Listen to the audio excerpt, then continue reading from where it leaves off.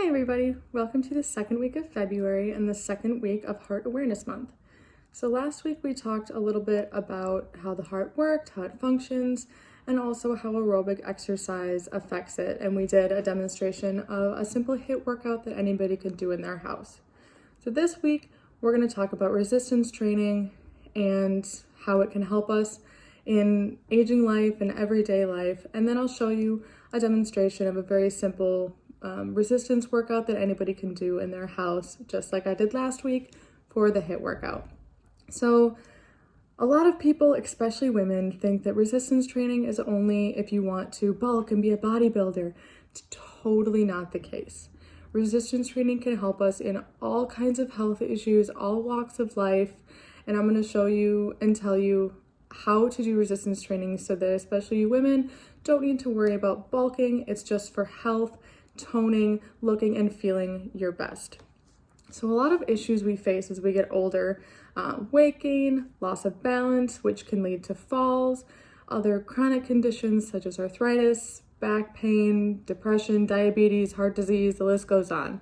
Not a fun list, but we can help with resistance training. So slow metabolism as we get older. It's no secret that our metabolism slows down and that can cause weight gain. If we do some resistance training, we can increase our lean muscle mass, which increases our metabolism, which can help us improve weight loss with the correct diet. You can't out-train a bad diet, but it can certainly help. So loss of balance, muscles, more dense muscles and stronger muscles can help us stabilize ourselves. We can increase our reaction time so that we're more prepared for, slippery sidewalks, shower safety, all of that kind of stuff. We're also at an increased risk of fractures and breaks as we get older. So strength training can increase bone density, which makes it harder for our bones to break. In addition, so that we're not falling, or if we do, it helps our bodies so much. So a lot of people when they get older have arthritis. Strength training can help improve joint flexibility and can reduce some symptoms of arthritis as well. And back pain, a lot of people have back pain. We need to strengthen our core so that our back isn't taking all of the pressure of our everyday lives. So I know we say lift with our legs, but sometimes you just can't help it. So in increasing that core stability, resistance training can always help. One of our last issues I'm going to talk about real quick, depression and diabetes. So depression, especially in those winter months, you're not getting outside, you're not getting that sun. So depression can be helped with exercise, aerobic and resistance training. You're, making those endorphins pop out. They interact with receptors in our brain that reduces the perception of pain and all those sad, terrible feelings. So last one, diabetes. Always exercise in general, resistance training can help that. We increase our muscle mass, we increase our metabolism, we lose that extra weight. It's all a cycle, it's all a snowball effect. So let me show you guys just a really easy resistance training workout that you can do in the comfort of your own home. So I'm gonna have a set of 5-pound dumbbells. You can use whatever weights you want. The whole bulking issue we talked about at the beginning, just don't use anything too heavy and you'll be fine. If you don't have any weights at home, you can use 2 filled up water bottles. Everybody's got water bottles at home.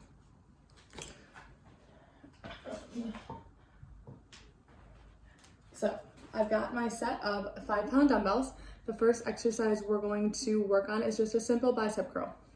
So I'm gonna have my weights down by my side. My palms are facing out. I'm curling up, almost touching the weights to my shoulders and curling back down.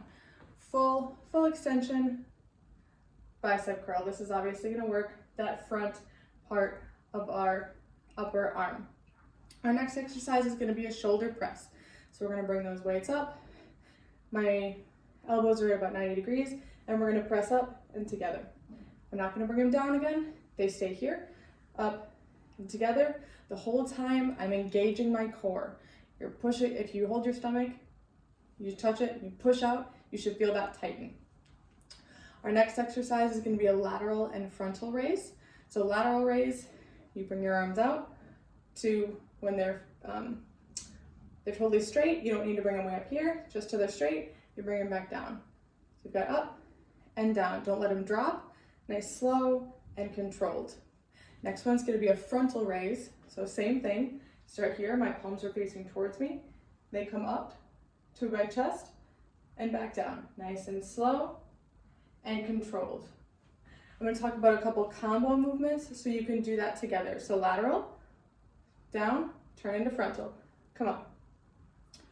Our last arm exercise, we're going to do a tricep kickback. So put one of those weights down. I have weight in my hand. I'm going to stagger my feet just for extra stability. So my elbow with the weight comes a little bit behind my back, and then my elbow is not going to move. It's going to stay there. So I'm kicking back. You're going to feel it in the back of that arm, your tricep muscle, and I'm going to bring it forward. Again, my elbow is not moving. I'm activating that back of the arm. And then you would flip over and do the same thing on the same side. So for those arm exercises, you're going to want to do 8 to 12 of those. If you can get over 12, maybe increase the weight a little bit.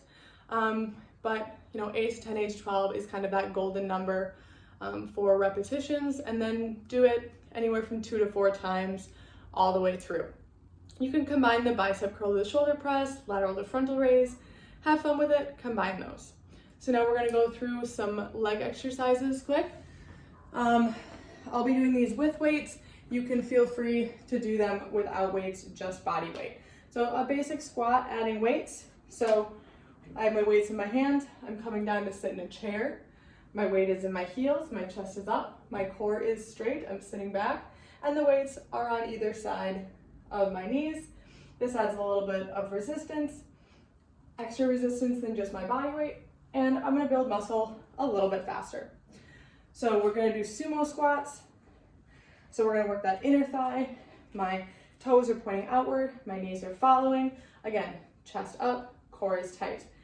My weights are gonna be, I'm gonna put them together and they're gonna go down here. See, my weights are down here and come up. You should feel that in your inner thighs.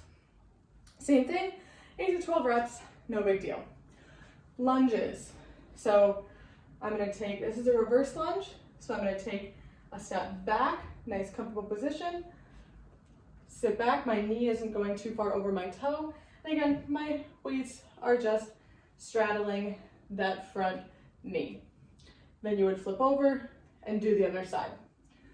So you can combine any one of these exercises with the other ones, make it fun. If you wanted to do a whole body circuit, you can add some core exercises in there.